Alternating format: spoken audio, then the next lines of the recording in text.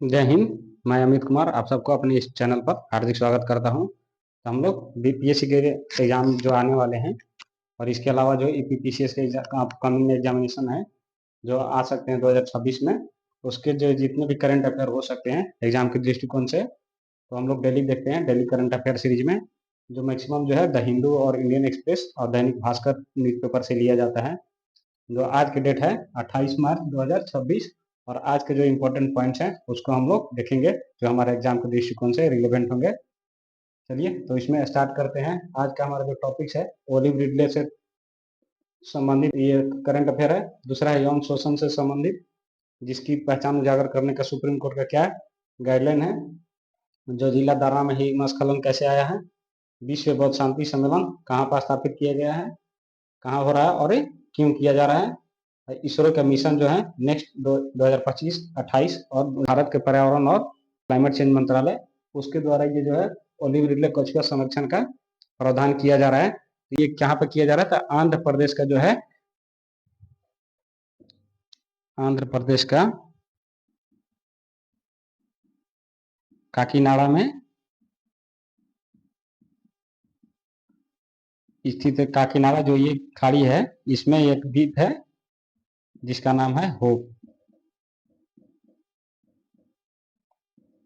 तो होप द्वीप पर जो है 20,000 कछुए के जो अंडे हैं, लगभग 19,858, इन कछुए के अंडे को यहाँ पर संरक्षित किया जाएगा, वो भी इन सिटू मेथड यानी स्व स्थाने विधि के द्वारा।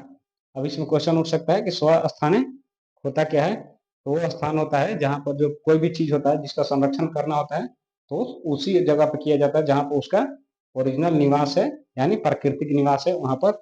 ये जो काकीनाडा का होप द्वीप है, यहाँ पर जो है ओलिव रिडले कछुए जो है देखने को मिलते हैं। ठीक है, तो हमारे एग्जाम के दृष्टिकोण से इस पॉइंट में कौन कौन सा हो सकता है कि काकीनाडा जो है ये खाड़ी कहाँ है, इसके अलावा होप द्वीप कहाँ पर स्थित है, और यहाँ पर कौन सा संरक्षण चल रहा है।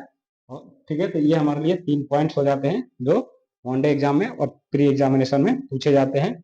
इसके अलावा जो है इन सिटू मेथड क्या होता है, यानी स्व स्थानीय संरक्षण क्या होता है, और बाह्य स्थानीय यानी एक सिटू संरक्षण क्या होता है, तो हमारे एग्जाम के दृष्टिकोण से वो मेंस के लिए इंपॉर्टेंट है। ठीक है, नेक्स्ट है यौन शोषण से बचे लोगों की पहचान उजागर करने का कानून का उल्लंघन माना है सुप्रीम कोर्ट ने।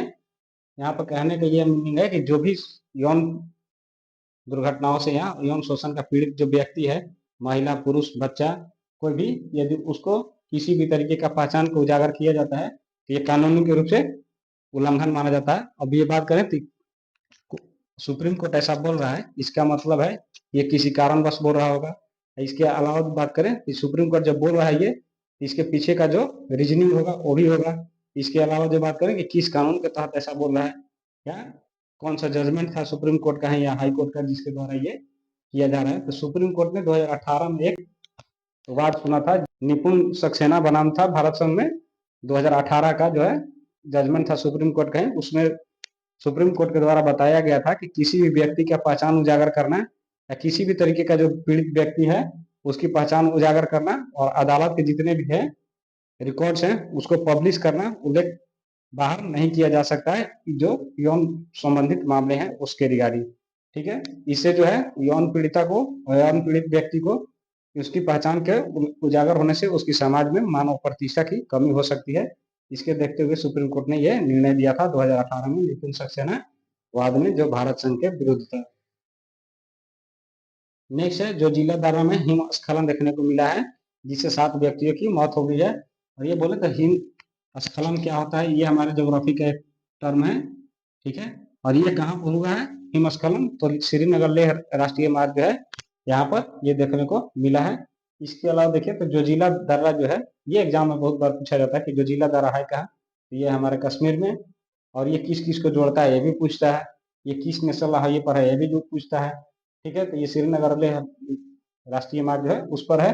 और जो जिला जो दर्रा है ये जो कश्मीर घाटी है उसको लद्दाख से जोड़ता है, जो हमारा यूनियन टेरेटरी है कश्मीर और लद्दाख, इन दोनों के बीच का जो कड़ी है जोड़ने का ये जो जिला दर्रा है। विश्व बौद्ध शांति सम्मेलन हैदराबाद के तेलंगाना में आयोजित किया जा रहा है। यह सब वहाँ के सरकार के द्वारा माना जा रहा है कि इस तरह का सम्मेलन करके वहाँ पर जो है शांति की स्थापना के लिए बौद्ध से रिलेटेड जितने भी कार्य में है उसको वो सपोर्ट करेगी और उसको बौद्धिस्ट सेंटर के रूप में यानी हब के रूप में हैदराबाद को डेवलप किया जाएगा तेलंगाना सरकार के द्वारा। नेक्स्ट है इसरो के मिशन जो है गगनयान, शुक्रयान और चंद्रयान। ये चंद्रयान 4 और 5 क्या है इसको देखते हैं। इसरो के मिशन जो 3 है गगनयान, शुक्रयान और चंद्रयान 4 और 5। तो पहले जान लेते हैं गगनयान में जो है 3 कैटेगरी में बांटा गया है गवर्नमेंट के द्वारा, G1, G2 एंड H1। ये जो पहला मिशन है इसको फुल्ली जो है रोबोटिक होगा, जिसका जो रोबोट है बायोमित्र वो भेजा जाएगा,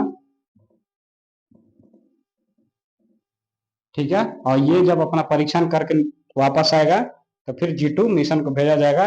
ये भी जो है 90% जो है ये रोबोटिक से ही संचालित होगा और इसमें ये टेस्ट किया जाएगा कि इसका एफिशिएंसी है कितना, ये सही काम कर रहा है।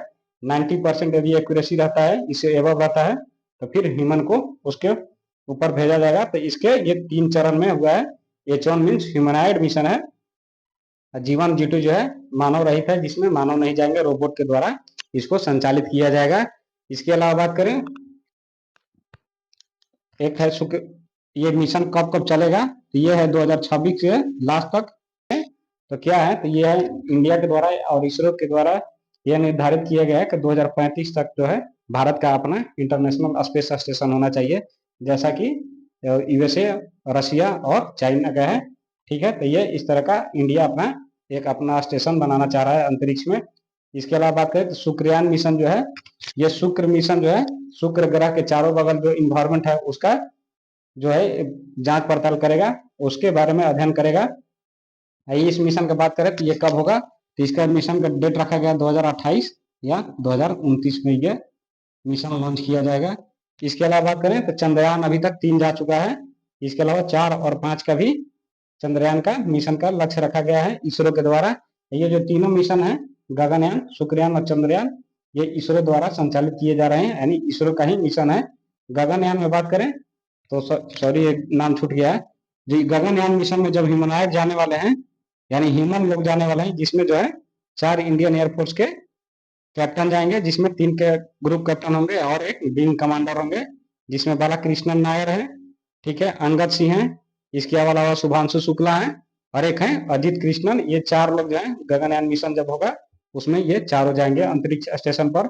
और ये अंतरिक्ष स्टेशन कितना दूर होगा, मान लीजिए धरती से 300 किलोमीटर एबव, और ये लोग 3 दिन तक वहां पे रहेंगे, उसके बाद में ये रिटर्न धरती पर आएंगे। चलिए तो चंद्रयान का बात करें तो चंद्रयान 4 और 5 का जो मिशन है ये कब तक के लिए चालू होगा, मतलब इसका सरकार कब निर्धारित किया लक्ष्य को कि कब इसको लॉन्च किया जाएगा। तो चंद्रयान का लक्ष्य है इसको जारी करने का 2029-30 में, ठीक है। तो इस तरह से हम लोगों ने ये देखा। इसके अलावा एक टॉपिक है येलो केक, ये यूपीएससी के एग्जाम में आ सकता है। जन विश्वास विधेयक जो है यूपीएससी के लेवल का क्वेश्चन है, इसमें जो हम लोग का बीपीएससी के एग्जाम के पढ़ते हैं उसमें कम ही चांस है। ये प्री में पूछा जा सकता है कि येलो केक क्या है, तो इसमें केवल इतना हम लोग जान लेते हैं कि येलो केक ऐसा है जैसे हम लोग आयरन का ओर पढ़ते हैं, यानी लोहे का अयस्क,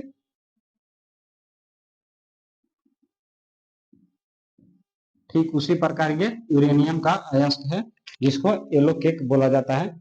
नेक्स्ट है जन विश्वास विधेयक, ये भारत सरकार के जो 23 मंत्रालय हैं और 70 ऐसे विधान हैं जिसको कन्वर्ट किया जा रहा है, जिसमें कठोर कारावास का सजा का प्रावधान किया गया है। इस जन विश्वास विधेयक में सरकार ये चाह रही है कि कुछ जो सजा याफ्ता है और जिनकी सजाएं जो हो चुकी है, ठीक है, 717 मामलों में, तो इन लोगों को जो है कारावास को बदल के एक मानव को लोगों में विश्वास पैदा करने के लिए ये विधेयक लाया गया है, जिसका जो है कारावास को हटाकर जुर्माना के रूप में कुछ पैसे फाइन लगाए जाएंगे, उसके बाद उसको उन लोगों को छोड़ दिया जाएगा। तो इस तरह से देखें तो जन विश्वास विधेयक सरकार द्वारा लाया जा रहा है। और ये इतने पॉइंट्स हो गए जो आज हमारे लिए इम्पोर्टेंट थे। हम लोगों ने पढ़ा था ओलिव रिडले कछुआ संरक्षण के बारे में। यौन शोषण से बचने के लिए लोगों को पहचान जब कोई उजागर करता है तो ये सुप्रीम कोर्ट के आदेश का उल्लंघन माना जाएगा। जो जिला दर्रा में हिमस्खलन आया है, ये जो हिमस्खलन आया था ये धूप के कारण आया है। अभी ये क्वेश्चन उठता है कि धूप से कैसे हिमस्खलन आ सकता है, तो हम लोग जो वेदरिंग कंडीशन पढ़े हैं अक्षयन ज्योग्राफी में पढ़ते हैं उसमें पता चलता है कि गर्मी और ठंडी से जो हमारे जो पहाड़ हैं वो सिकुड़ते और फैलते हैं। उसके अलावा बारिश की कणें जब उस पर गिरती है तो उससे जो उसका मजबूती है, यानी जो बोलते हैं कॉन्ट्रैक्शन पावर है वो खत्म होता है, उसके कारण ही ये हिमस्खलन आते हैं।